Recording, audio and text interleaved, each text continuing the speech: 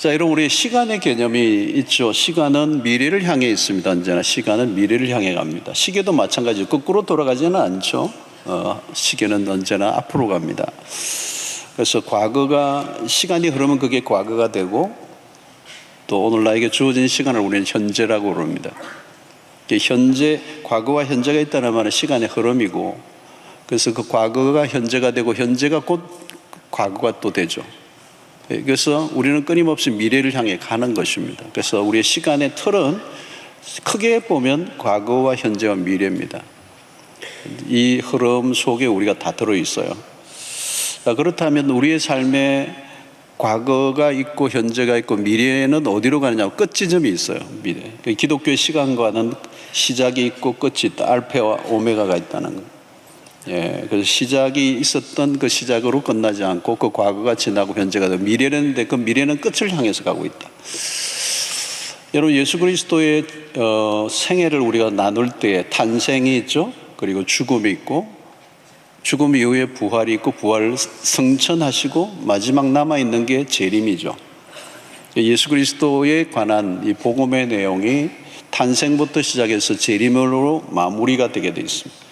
자, 그러면 이 시간의 개념으로 보면 예수 그리스도의 탄생과 죽음과 부활과 승천 사건은 다 과거가 됐습니다. 그런데 유일하게 하나가 미래가 남아있죠. 그게 뭘까요, 여러분? 재림이죠. 재림이 유일하게 남아있습니다. 자, 기독교의 신앙의 매우 중요한 부분이 종말론입니다. 이 기독교의 시간관은 철저하게 종말에 이렇게 초점을 맞추고 있고, 그래서 우리의 신앙은 이 현세가 아니라 내세, 그죠? 이 부활 이후 우리가 예수 그리스도의 재림으로 인하여 우리의 삶의 미래에 펼쳐질 내세, 이제 천국의 개념을 우리가 갖고 있습니다. 그래서 이 주님이 다시 오시는 그날은 첫 번째 오신 그리스도는 2000년에 오신 그리스도는 구원의 주로 구원을 위해서 오셨어요. 다시 오실 그리스도는 구원이 아닙니다. 심판주로 오시죠. 그래서 그동안 예수를 믿지 않았던 사람들에 대한 심판, 또 믿은 사람들에 대한 이제 구원이 이제 시행이 되겠죠. 다시 오실 그리스도에 대한 언약은 신약 성경 260장 중에 260장 가운데 318번이 재림에 대한 말씀이 들어 있습니다. 굉장히 많은 분량이죠. 이 말은 뭐냐면 그리스도의 재림은 의심할래야 의심할 수 없는 약속이다는 것을 우리에게 말씀하고 있습니다. 자, 오늘 이 본문은 좀 신학자들 가운데 성경 해석가들의 굉장히 논란이 있는 그런 굉장히 좀 까다롭고 힘든 내용인데 그런 건 다 우리가 다루기가 힘들고, 여기 이제 처음 나오는 우리가 눈에 띄는 단어가 뭐냐, 천년 동안이라는 단어가 나옵니다. 천년 동안 왕노릇하리로다. 그리스도와 더불어 왕노릇하리로다. 천년이라는 단어가 나옵니다. 6번 오늘 이 본문에 나오고요. 그래서 우리 천년 동안에 일어날 왕국을 우리는 흔히 우리가 많이 들었던 천년 왕국이라는 단어로도 쓸 수가 있습니다. 천년 왕국이 언제 일어날 것인가, 그죠? 이게 이제 논란이 되는 겁니다. 언제 천년 왕국이 일어날 건가? 이 천년 왕국에 대한 얘기를 하는데 이 천년 왕국이 언제 일어나는가? 그래서 그리스도의 재림을 기준으로 해서 그리스도가 재림하신 이후에 천년왕국이 펼쳐질 건가, 이전에 천년왕국이 먼저 세워질 것인가에 따라 이제 다르게 요용을 쓰죠. 전천년설, 후천년설, 여러분들이 들어보셨을 겁니다. 자, 후천년설이라는 말은 그리스도의 재림이 있기 전에 천년왕국이 있었다는 겁니다. 있다는 주장입니다. 그러니까 천년왕국이 이루어지고 난 이후에 그리스도의 재림, 그래서 후천년설이라고 그러는 것입니다. 그 다음에 전천년설인데 이것은 예수님의 재림이 천년왕국 이전에 일어난다는 것입니다. 이게 그리스도의 재림이 기준이에요. 그리고 이 천년왕국, 전천년설 가운데서도 둘로 나누어져요. 하나는 역사적 전천년, 하나는 세대주의적 전천년설이 이제 있습니다. 전천년주의자들, 이제 교파에 따라서도 다 이렇게 부류가 다 갈라져요. 전천년설을 믿는 사람들은 일반적으로 굉장히 예수 그리스도의 그 재림에 관한 부분이 이제 많이 강조되는 그런 곳입니다. 자, 무천년설이 또 하나 있는데 천년이 무천년설이라는 말 자체를 어뜻 들으면 천년이 없다는 것처럼 들리는데 그게 아니고 천년이라는 것은 상징적인 숫자다. 이렇게 이제 말하는 것입니다. 그래서 천년왕국은 그리스도의 부활로 시작해서 그리스도가 오심으로부터 시작해서 그리스도가 재림하실까지를 천년왕국이다. 통틀어 지금 예수님이 초림부터 지금까지가 2000년이 지났습니다. 그죠? 그런데 이제 이 무천년주의는 이 천년이라는 것이 밀레니엄이라고 하는 것이 단순히 어떤 딱 숫자가 떨어지는 천년이 아니고 어떤 상징적인 숫자로 이제 보는 것입니다. 자, 여기에서 이제 논쟁이 굉장히 벌어지고요. 학자들 가운데 한때는 뭐 뜨거운 전쟁이 벌어지고 막 경론이 벌어지고 막 이걸로 인해 교파가 나눠지고 막 그랬습니다. 자, 근데 이제 우리 교회가 이제 속한 신학교의 또 신학은 이제 무천년주의를 지지하는 편에 서 있습니다. 그건 뭐냐면 이 천년이 상징적인 기간이라는 거죠. 상징적인 것이다. 꼭 천년이 아니고. 그래서 이 계시록에 일어나는 많은 단어들 그리고 숫자들이 특별히 상징적입니다. 666이든지 14만 4천이라든지 이런 것들을 이단들 가운데는 이제 이런 숫자를 가지고 자꾸 이제 막 그냥 그 문자적으로 해석하는 게 문제입니다. 그죠? 지금 신천지도 14만 4천이 문자적으로 14만 4천 안에 들어야 구원을 얻는다고 그렇게 얘기하잖아요. 근데 이제 그거는 그렇게 되면 이제 말이 안 되는 거예요. 근데 이제 숫자의 매이니까 그렇게 되는 것입니다. 근데 이제 이 박해를 받는 시대였기 때문에 제가 앞에도 이제 설교를 했습니다마는 핍박기에 로마의 그 황제의 핍박을 받는 시대에 그 하나님께서 하나님의 백성들에게 이 말씀을 주실 때 그냥 구체적으로 얘기를 하면은 이게 이제 그것이 핍박을 받는 원인 제공을 하는 것입니다. 그래서 그 핍박하는 그 로마의 사람들이나 일반 사람들은 전혀 알 수 없도록 상징적인 것들을 이제 사용한 거예요. 천이라는 숫자도 10은 완전수예요. 그래서 천을 3세제곱 한 것이 이제 천년이라는 표현이 나오게 된 겁니다. 그래서 하나의 완전한 기간, 그래서 그리스도의 초림부터 재림까지 기간을 이제 보는 것이. 그런 면에서 그런 관점에 보면 이미 우리는 그 천년의 시간 안에 와 있고, 그 다음에 예수 그리스도가 재림하시는 날 그 천년의 기간이 끝나면서 이제 모든 역사가 종결되는 관점으로 이제 해석을 우리가 하고 있는 겁니다. 지금 우리는 이제 천년 안에 왔다고 그렇게 우리의 신학적 입장은 그렇게 되는 것입니다. 자, 여기서 우리가 짚고 넘어가야 되는 것은 신학자들은 뭐 논란을 할 수밖에 없어요. 그런데 사실 신학자로 해서도 모든 걸 다 알 수 있는 게 아니죠. 그래서 우리의 이성과 상상을 넘어서는 세계에 속한 일이기 때문에 성경이 정확하게 얘기하고 있지 않는 것에 대해서는 너무 무리하게 문자적으로 풀려고 하거나 임의로 해석하려고 하면 굉장히 위험하다는 것입니다. 그래서 우리가 성경을 대할 때마다 우리의 가진 태도는 우리가 다 알지 못한다는 걸 인정해야 돼요. 다 알지 못한다. 이단들은 내가 다 가르쳐줄게 이렇게 되는 거예요. 그러면 이제 2단 3단으로 이제 가는 겁니다. 모르면 모른다고 해야 되는데 이걸 계속 이제 숫자 풀이를 하고 뭐 다니엘서를 가져오고 막 이렇게 해서 굉장히 많은 분파들 이단들이 나와서 이제 이런 거를 이제 해석을 했는데, 그리고 신학자들도 이걸 가지고 너무 불필요한 논쟁을 할 필요가 없다는 거죠. 왜냐하면 우리는 잘 모르는데 나중에 주님이 오시는 날 우리가 싸워가지고 다수결로 이걸 하기로 했는데 아니네요 이러면 안 되잖아요. 그러니까 그건 무모한 일이에요. 그래서 본질이 아닌 것이라면 이제 싸우거나 또 그걸 가지고 뭐 나누어지고 하는 것은 마귀가 오히려 좋아하는 것이 될 수가 있습니다. 그렇다면 우리는 이걸 통하여 우리가 붙들어야 될 주제는 뭐냐는 거예요. 주제의 본질은 그거예요. 뭐냐면 그리스도가 다시 오신다라고 하는 것입니다. 그게 재림신앙이죠. 이 약속은 분명한 거예요. 그런데 우리는 자꾸 언제 근데 재림의 시기보다 재림 자체에 대한 신앙을 우리가 견고하게 해야 되죠. 그리스도가 언제 오시나요? 마태복음 24장 36절에 이렇게 나왔어요. 그러나 그 날과 그때는 아무도 모른다. 하늘의 천사들도 아들도 모르고 오직 아버지만 아시느니라. 이 구절도 이단들이나 좀 이상한 사람들이 또 막 희한하게 해석해가지고 또 뭘 말을 만들어내요. 또 오늘 이 말씀을 그대로 봐야 돼요. 그 날과 그때는 아무도 모른다. 우리는 알고 싶죠. 근데 그 날과 시는 하나님만 아신다. 하나님의 주권 속에 있다는 겁니다. 이런 궁금증을 자꾸 풀려고 너무 애를 쓰면 안 돼요. 이 말씀을 그대로 믿고 받아들이는 게 필요하죠. 그래서 역사 속 수많은 이단들과 종말론자들이 이걸 가지고 이제 장난을 친 겁니다. 자, 주님이 다시 오신다는 것은 우리의 신앙에 매우 중요한 기초예요. 그래서 사도신경을 외울 때마다 우리의 고백 가운데 하나가 뭐죠? 하늘에 오르사 전능하신 하나님 우편에 앉아 계시다가 저리로서 산자와 죽은 자를 심판하러 오시리라.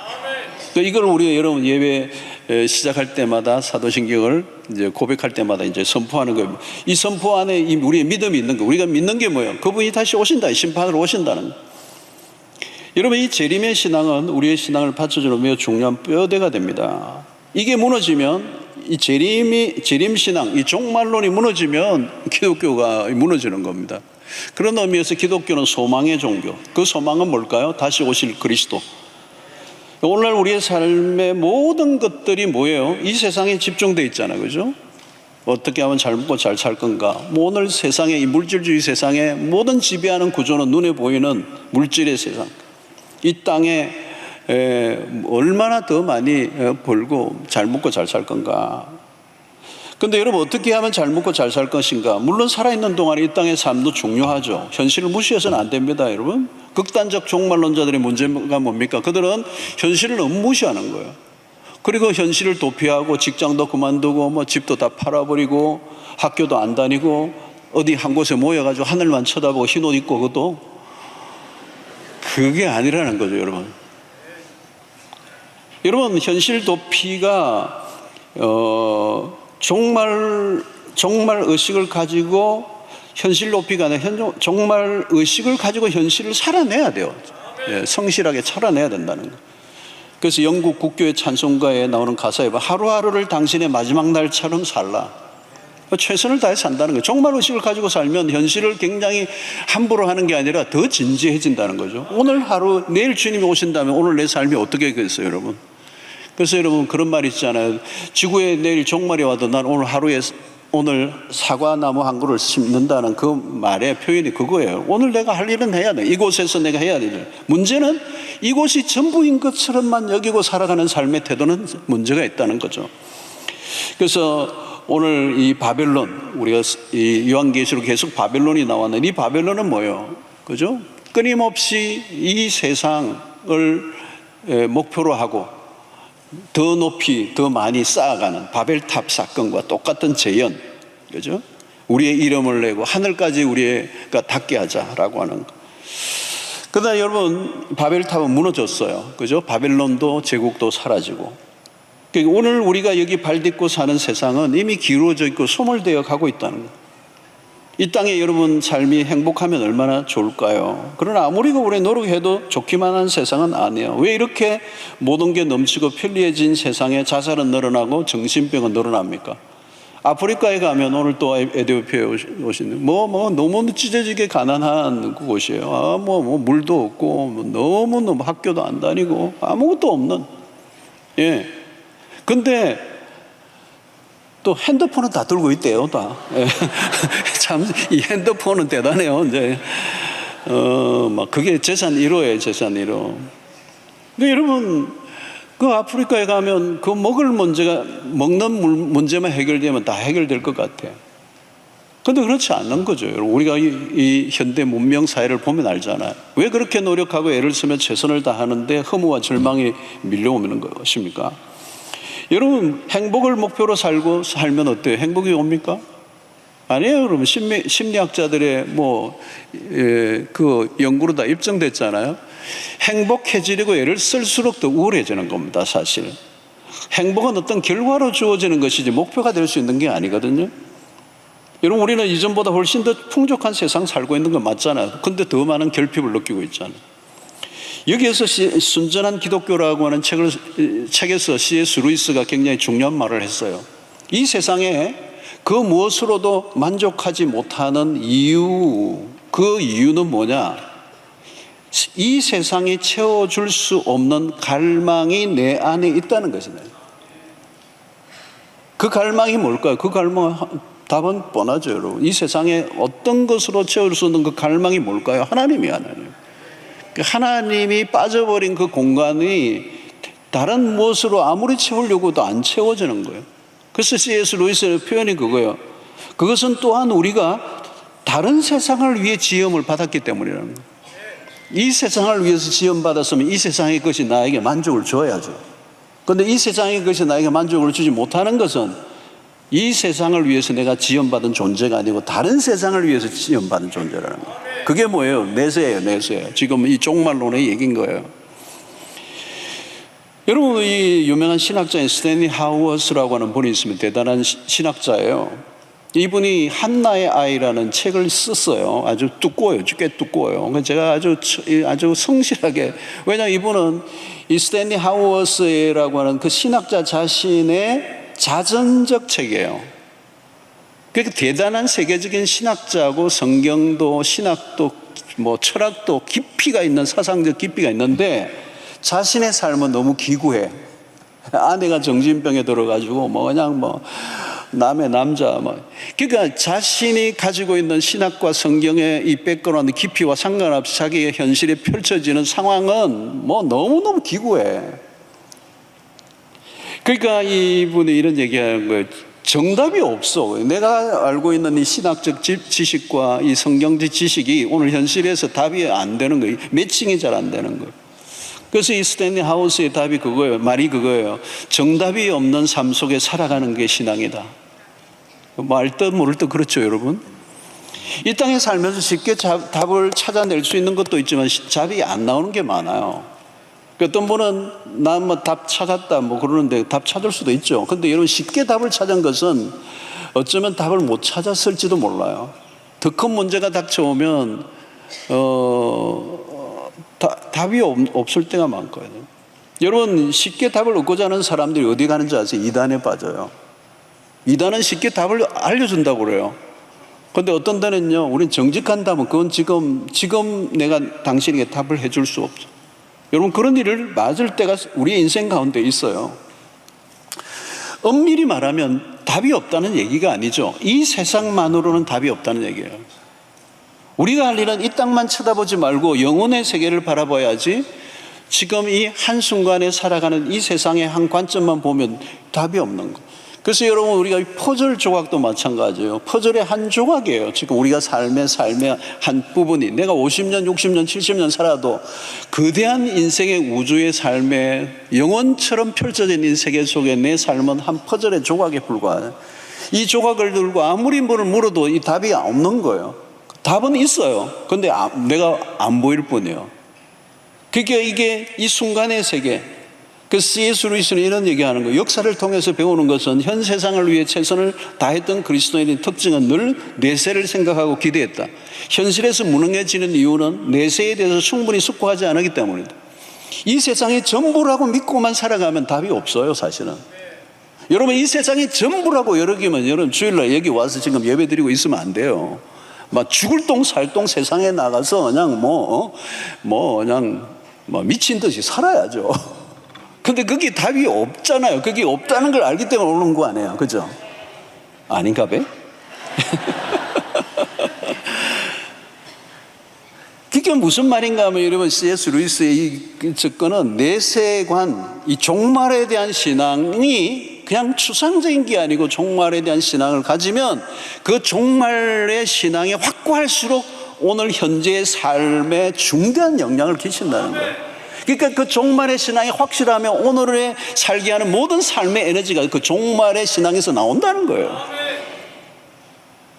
이 세상의 끝이라면 여러분 필요 없는 거예요. 다 필요 없는 거예요. 뭐 속일 대로 속이고 뭐 악착같이 하고 손해볼 필요 없고 무슨 덕이요 선이요 도덕이요 뭐 물리도 필요 없는 거예요, 여러분. 그렇게 살아가는 사람이 이 세상에 얼마나 많아요, 여러분. 가능하면 아주 그냥 강교하게, 그죠? 속이면서 끝이 온다고 믿고 의식하고 살아가는 들의 삶은 그냥 막 사는 사람과 천지가 차 있는 거예요, 여러분. 이제 여러분, 우리가 무엇을 소망하는가?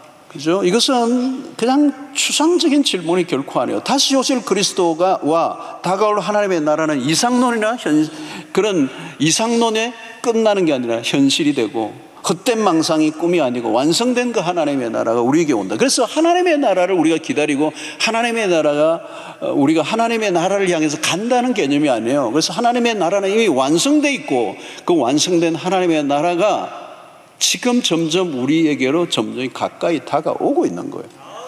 그 순간이 되면 역사가 이제 클로징 되는 겁니다. 다시 오실 그리스도의 분명한 약속은 이미 사도행전 1장 9절로 11절에 이렇게 예수 그리스도의 라스트 신을 통하여 보여준 겁니다. 이 말씀을 마치시고 그들이 보는데 올려져 가시니, 그 사람들이 지금 제자들이 보고 있는 가운데 하늘로 보이는 거예요. 구름이 그를 가려 보이지 않게 하더라. 올라가실 때 제자들이 자세히 하늘을 쳐다보고 있는데 흰옷 입은 두 사람이, 여기 흰옷이 나오는구나.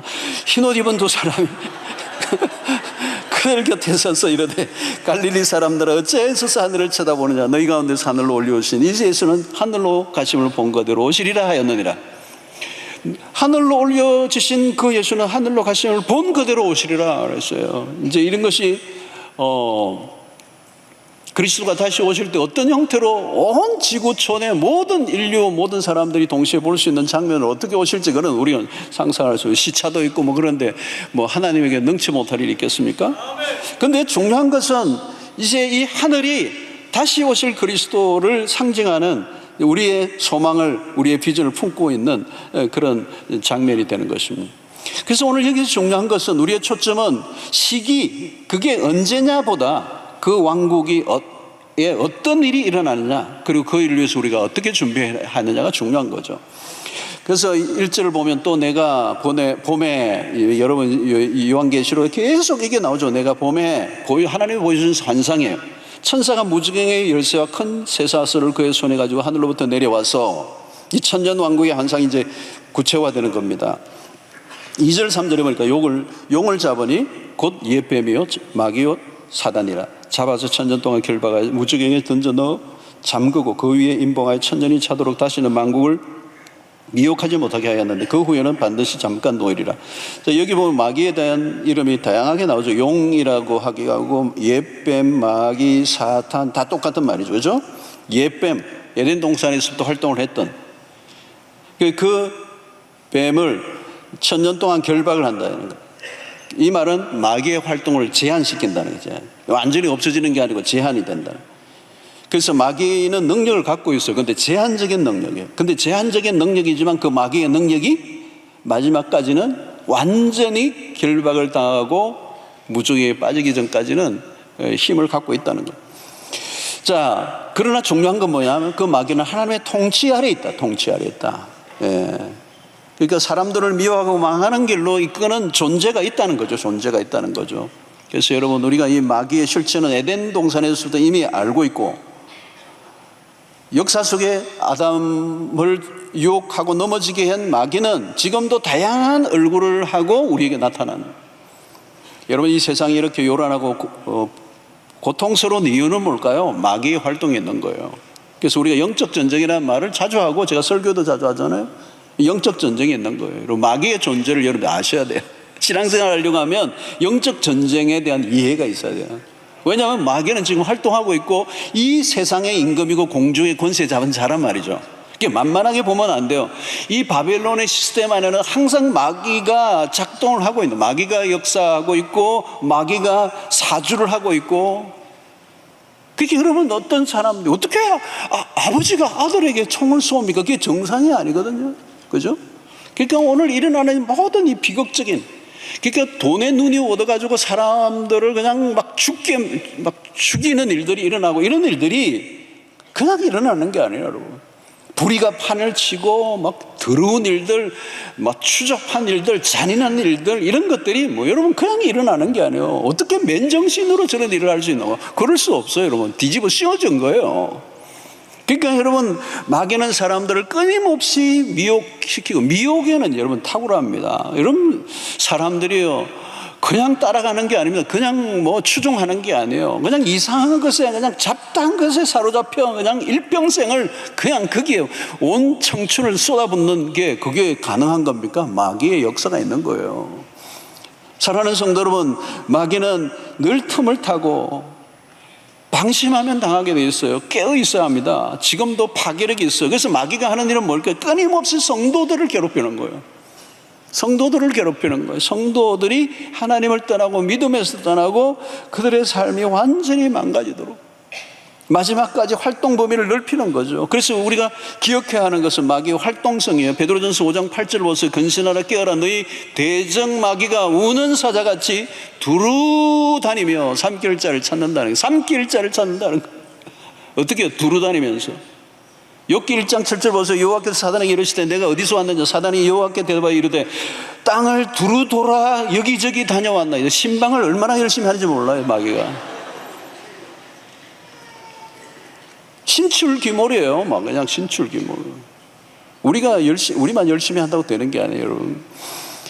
자, 마귀가 완전히 결박을 당하기 전까지 싸워야 돼요. 우리가 싸워서 승리할 수 있는 이유는 그리스도가 이미 그리스도의 십자가와 부활 사건으로 임하여 마귀는 한없이 무너졌어요. 치명상을 입었어요. 치명상. 십자가와 부활 사건으로 마귀는 치명상을 입었어요.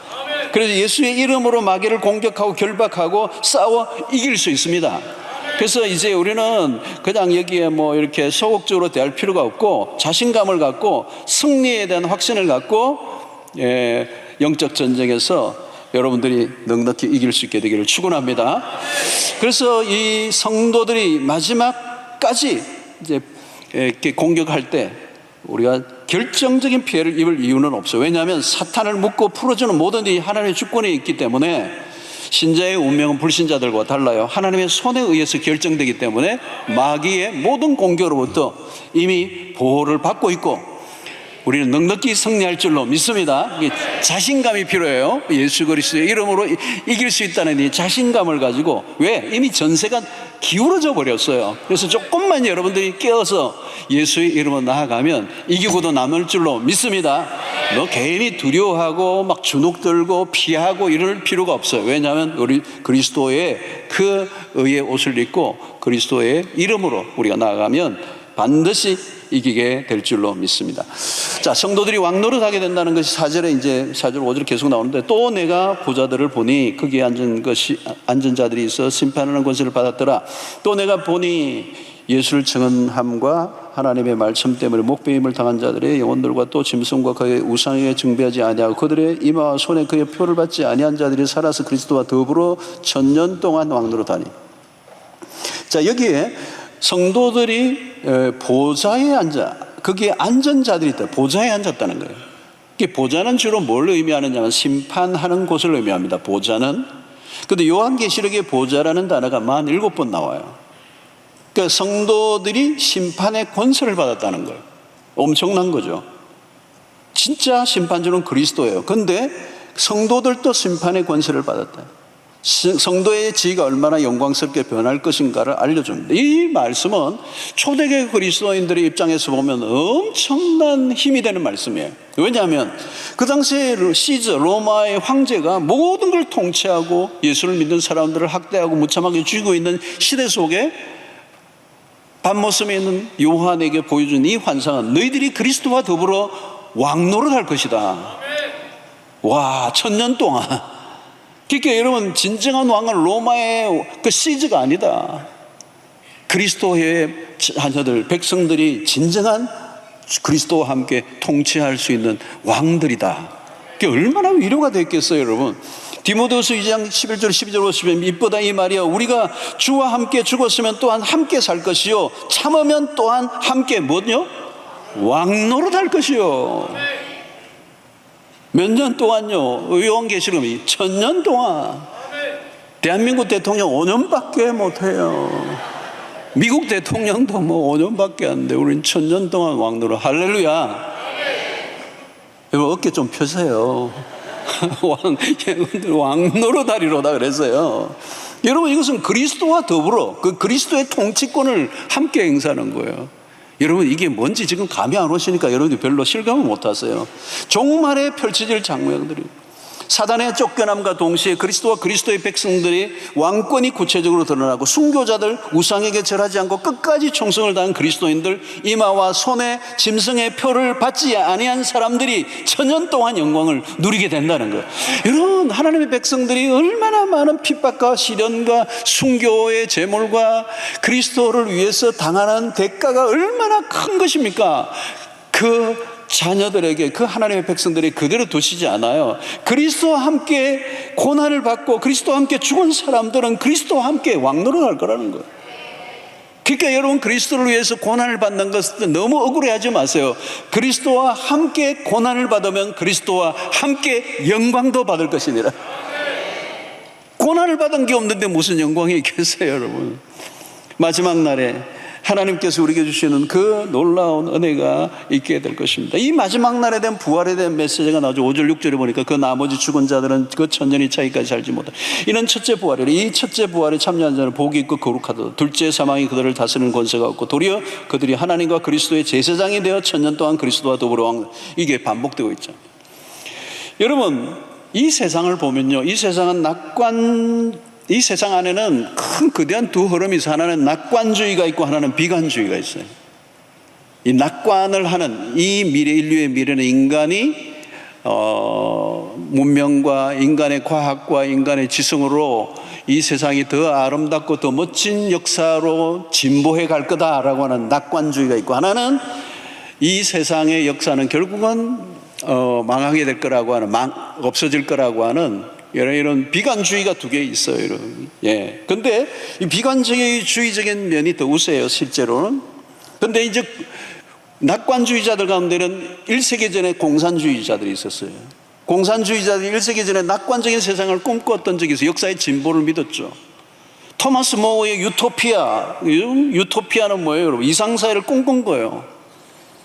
유토피아라는 말은 히랍어로, 그릭어로 유라는 말은 없다라는 뜻이에요. 토피아는 장소예요. 플레이스. 그러니까 그 말은, 유토피아라는 말은 어디에도 존재하지 않는 곳. 그러니까 이룰 수 없는, 도달할 수 없는 머나먼 외딴 섬 같은 곳의 이미지가 유토피아에 있는 거예요. 그러니까 대안적 이상사회를 이룰 수 있다고, 굉장히 이상적인 사회를 이룰 수 있다고 생각했던 적이 있었지만 그것은 현실 불가능한 허구에 불과했다. 그게 공산주의의 실패예요. 그건 뭘래요? 이념의 한계, 이데올로기의 한계. 인간의 역량을, 인간의 힘으로 뭔가를, 이상적인 세상을 만들 수 있다고 과신한 거죠. 그런데 인간으로부터 나온 이념이 인간 세상을 구원해낼 수 있는가? impossible. 그게 공산주의자의 유토피아 환상이 실패한 거예요, 1세기 전에. 진화론에 의해서도 마찬가지예요. 다원주의의 유토피아 사상도 무너졌어요. 자본주의는 어때요, 여러분? 자본주의 꽃을 피운 서구의 세속주의도 마찬가지예요. 이 세상이 아무리 번영해도 국가와 천국과는 거리가 먼 거. 여러분, 이 북구라파 쪽에 이 핀란드나 어디에요? 노르웨이나 스웨덴이나, 이게 지금 북구라파가 가장 이 서구 사회의 복지 시스템과 가장 이 자본주의, 이 서구 사회의 꽃이라고 하는 그런 나라들이 자살률이 얼마나 많아요. 일이에요. 그러니까 여러분, 우리의 일상을 보세요. 인간의 삶은 매일 좌절과 낙심이 넘칩니다. 전쟁이 벌어지면 전쟁과 같은 삶을 삽니다. 무고한 생명들이 수없이 죽어갑니다. 강대국들의 핵무장과 무기정강은 계속됩니다. 줄이는 적은 없습니다, 여러분. 우크라이나의 이 전쟁의 참상이 지금도 계속되지만 뉴스의 뒤편으로 밀려버렸습니다. 힘이 없으니까 지금 마찬가지죠. 어떻게 지금 미국과 러시아가 그 문제를 지금 협상하느냐가, 우크라이나는 3자에 있어요. 그걸 보면서 지금 우리 대한민국의 옛날도 마찬가지. 우리가 이 38선 끌 때 우리는 없었어요. 우리는 그냥 비껴나 있고 강대국에서 결정을 하고 말았던 거잖아요. 여러분, 생태계 파괴로 인한 잦은 천재지변은 미래의 불안을 가중시켜줍니다. 전염병의 팬데믹, 인생에 찾아오는 노화들, 알 수 없는 각종 질병과 암의 위협들. 여러분, 코로나 팬데믹 이후에 그 백신으로 인하여 또 일어난 후유증들도 있다고 지금 말해요. 갑자기 돌아가신 분들이 꽤 많아요, 우리 주변에. 이 경제적 불균형의 심화, 파산 상태에 놓인 수많은 사람들, 정치인들의 타락, 권력의 남용, 부의 격차, 갈수록 양극화, 이게 여러분 누가 해결해요? 해결할 수 있다고 믿어요, 여러분? 누구도 지상이 낙원이 될 수 있다고 믿지 않아요. 죄인인 인간이 만들어가는 세상은 정말 절망적일 수밖에 없어요. 여러분, 우리의 진정한 소망을 이 세상에 둔다면 우리는 정말 절망할 수밖에 없습니다. 그리스도인들이 가지는 분명한 소망은 딱 하나밖에 없어요. 다시 오실 그리스도예요. 다시 오실 그리스도는 온 세상을 심판하실 재판장으로. 여러분, 처음 오실 그리스도는 구원주예요. 다시 오실 그리스도는 심판주예요. 우상을 숭배했던 인간들, 용과 짐승을 섬겼던 자들, 거짓 예언자들을 따랐던 자들은 불의 호수로 치닫게 되고, 어린 양의 명단에 이름이 없는 사람들의 미래는 불못으로 간다는 거예요. 성도 여러분, 만약 그리스도가 다시 오시지 않는다면 그야말로 세상은 소망이 없습니다. 그리스도가 다시 오신다는 약속은 1세기 그리스도인들이 가장 뜨거운 뉴스의 복음이었어요. 그러나 오늘날은 그리스도의 재림에 대한 열망이 퇴색해버렸습니다. 그리스도인들마저도. 이단들이나 가끔 벌집 쑤셔놓은 듯 난리를 피우다가 슬며시 꼬리를 감추고 하기를 반복하고 있는 것. 여러분, 예수를 믿지 않는 사람도 인류의 종말에 대한 생각을 가지고 있습니다. 핵전쟁이나 혹은 환경오염으로 인한 지구의 온난화가 대재앙을 몰고 와 인류를 멸절시키라고 하는 그런 유의 미래에 대한 예언을 하는 사람들도 있습니다. 중요한 것은 여러분, 이 종말은 그런 것들이 아니라 그 종말의 시간은 하나님의 주권 속에 달려 있습니다. 흥망성쇠 하나님의 손에 달려 있습니다. 죄와 사단의 권세도 하나님의 통치 아래에 있습니다. 신자의 운명은 누구에게 달려 있습니까? 마귀에게 있지 않습니다. 인류 역사가 그저 운명에 의해서 결렬하는 것도 아닙니다. 마귀는 더 이상 결정력을 갖고 있지 않아요. 신자와 불신자의 모든 운명을 가르는 일은 오직 하나님이 하십니다. 천년이라는 시간이 어느 정도의 시간이 될지는 아무도 몰라요. 오직 하나님만 아시고 하나님 주권 안에서 일어납니다. 우리가 부정하든 인정하든 반드시 정한 시간이 올 것입니다. 분명한 것은 하나님의 구원은 예수 그리스도의 다시 오심으로 완성됩니다. 죽은 자들이 다시 살아나고 최후의 심판이 일어나고 새 하늘과 새 땅이 이루어지는 것. 이 이야기를 계시록에서는 다양한 각도로 반복해서 말씀하고 있는 것입니다. 우리는 구원의 완성을 기다립니다. 그 구원의 완성은 그리스도가 세상에 오셔서 심판하심으로 마무리됩니다. 우리가 할 일은 전천년, 후천년, 무천년이 아니라 주님이 다시 오실 날을 고대하며 믿음으로 살아갈 뿐만 아니라 우리에게 주어진 이 복음을 전하며 사는 것입니다. 우리가 바라보아야 할 것은 하나님의 나라, 다가올 하나님의 나라, 주님이 오시는 그날에 대한 시선을 놓치지 않고 살아야 합니다. 절망적인 것들이 많고 낙심하기도 하고 어려운 삶의 여정을 걷기도 합니다. 그때마다 우리의 시선을 하늘로 향해야 합니다. 여러분, 그리스도의 재림을 왜 성경은 이야기하는 것입니까? 이 세상에 대해서 궁극적으로 절망적이기 때문에 그렇습니다. 전도서를 보십시오. 해 아래에서 이 세상의 모든 것들은 헛된 것으로 끝나고 만다고요. 이 세상에서 아무리 노력을 하고 모든 걸 성취해도 만족이 없어. 왜? 모든 것은 영원한 것이 아닌 순간이기 때문에 그렇습니다. 이사야 40장 8절에 풀은 마르고 꽃은 시드나 우리 하나님의 말씀은 영원히 서리라. 이 세상은 그림자와 같아요. 그래서 C.S. 루이스는 이 땅을 섀도우랜드라고 그랬습니다. 그림자 땅. 본 나라가, 하나님의 나라가 있는 이 땅은 그림자 땅이에요. 우리는 잠시 있다가 가는 것입니다. 본래의 세계가 따로 있어요. 그러므로 여러분들 나만의 인생 계획서를 쓰고 열심히 사는 것만으로 안 돼요. 더 중요한 게 있어요. 주님의 다시 오심에 우리의 시간표를 맞추어야 되는 거예요. 그분이 언제 오셔도, 그죠? 내가 아무리 인생 계획서를 잘 써놨다 할지라도 의미 없는 게 돼요. 내 인생 계획보다 하나님의 계획이 더 우위에 있기 때문에, 내 시간표가 아니라 하나님의 시간표대로 돌아가기 때문에 모든 인류 역사는 거기에 맞춰져 있고 그곳으로 돌아가고 있습니다. 천년 그 시간 안에 지금 우리가 있는지 아니면 이미 끝났는지 아니면 남아있는지 정확히는 알 수 없어요. 한 가지 분명한 것은 끝은 오고야 만다는 거예요.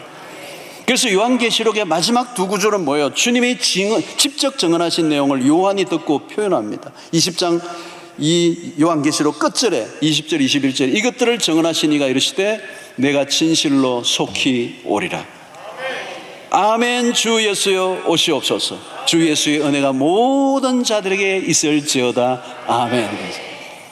여러분, 성경을 창세기부터 읽다가 쭉 마지막 요한계시록 22장을 읽고 덮기 전에 마지막 구절이 이거예요. 내가 진실로 속히 오리라.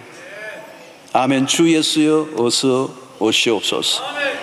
여러분, 그리스도는 누구입니까? 그날을 기다리는 사람들. 그날, the day. 그래서 초대교회 성도들은 언제나 동일한 기도를 해요. 초대교회 성도들은 언제나 그들의 기도에 빠지지 않는 것 하나 있어요. 마라나다. 주 예수여 어서 오시옵소서.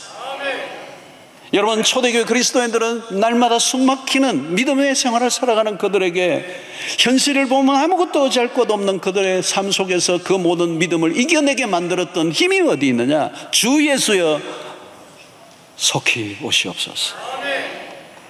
사랑하는 성도들, 우리의 궁극적인 소망은 이 세상에 있지 않습니다. 우리가 어떤 꿈을 꾸고 있던 그 꿈대로 돌아가지 않아. 왜 재림입니까? 이 세상으로 안 된다는 거예요. 더 이상 우리의 이야기를 쓸 수 없는 순간이 옵니다. 우리의 소망은 새 하늘과 새 땅이에요. 그러므로 여러분, 마태복음 23장 42절로 44절, 그러므로 깨어 있으라. 어느 날에 너희 주가 임할런지 너희가 알지 못함이니라. 너희도 아는 바니 만일 집주인이 도둑이 어느 시간에 올 줄 알았더라면 깨어있어 그 집을 뚫지 못하게 하였으리라. 이러므로 너희도 준비하고 있으라. 생각하지 않은 때에 인자가 오리라. 여러분, 늘 준비해야 된다는 거예요. 그래서 우리 믿음의 선배들은 잠을 잘 때도 다 옆에 이렇게 옷을 탁 개어놓고 벽에 맡에 했대요. 왜? 잠옷바람에 주님 안 맞이하려고. 언제나 구름이 좀 있는 날이면 주님이 저 구름을 타고 오시려나이까. 늘 주님이 오심을 생각했다. 여러분, 언제든지 오실 수 있어요. 그리고 그분은 오셔야 돼요. 그리스도가 없는 세상을 보십시오. 오늘은 세상의 사람들이 그 종말을 믿지 않는 사람들은 먹고 마시고 입고 흥청망청. 왜 사람들이 그렇게 마시고 먹고 마시는데 탐닉합니까? TV만 크면 날마다 대한민국 먹방 프로그램이 막 먹는, 어떤 자매는 하루 종일 먹는 것도 찍는다며. 이유가 뭘까요? 그것만이 죽기 전에 해야 할 전부인 것처럼. 어떤 사람은 죽기 전에 가볼 맛집 10곳 100곳. 여러분, 종말 신앙을 잃어버리면 인간이요 굉장히 너저분해져요. 재림 신앙을 잃어버리고 살면 이 세상에 취해 살아가는 유혹이 굉장히 강해요. 여러분, 우리는 이 세상에 현재의 일에 너무 사로잡혀 미래의 일을 덩하니 해서도 안 되고, 미래의 일에 너무 사로잡혀 현재의 일을 덩하니 해서도 균형이 필요해요. 바울의 태도가 뭐예요? 디모데전서 4장 7절로 8절, 나는 선한 싸움을 싸우고 나의 달려갈 길을 마치고 믿음을 지켰으니 이제후로는 나를 위하여 의의 멸류관이 예비되었으므로 주곧 의로우신 재판장이 그날에 내게 주실 것이며 내게만 아니라 주의 나타나심을 사모하는 모든 자에게도니라. 여러분, 종말을 온다는 것을 믿고 살아가면 삶이 선명해져요. 복잡한 게 다 정리가 돼요. 여러분, 평소에는 잘 못 버리고 포기하지 못하는데요, 내가 시한부가 되면요 다 포기해야 돼요.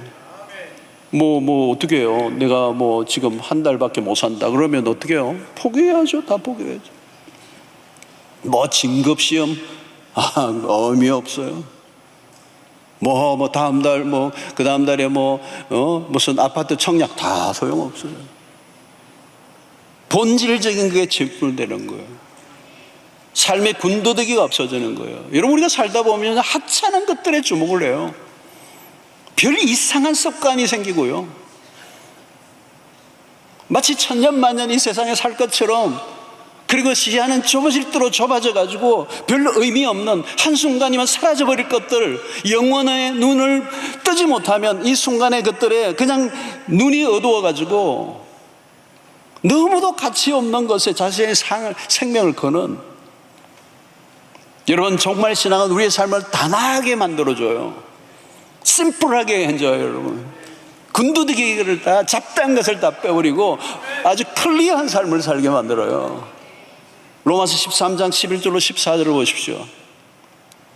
또한 너희가 이 시기를 알거니와 자다가 깰 때가 벌써 되었으니 이는 이제 우리의 구원이 처음 믿을 때보다 가까웠습니다. 밤이 깊고 낮이 가까웠으니 그러므로 우리가 어둠의 일을 벗고 빛의 갑옷을 입자. 낮에와 같이 단정히 하고 방탕하거나 술 취하지 말며 음란하거나 호생하지 말며 다투거나 시기하지 말고 오직 주 예수 그리스도를 옷 입고 정욕을 위하여 육신의 일을 도모하지 말라.